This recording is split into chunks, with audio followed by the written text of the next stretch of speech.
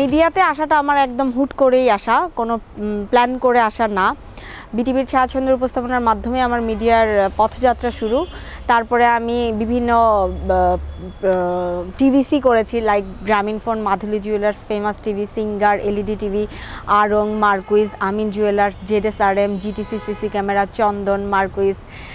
So আমার এই বিজ্ঞাপন করার পরে আমাকে সবাই বললো যে তুমি কেন বড় পর্দায় আসছো না। তো তখন আমি নিজেকে মনে করলাম যে বড় পর্দায় আসার মতো নিজেকে আমি এখনও ওইভাবে গুছাই নাই। একজন নায়িকা হতে গেলে যতটুকু গুণ দরকার সেইগুলো আগে অর্জন করব, তারপর সিনেমা করব।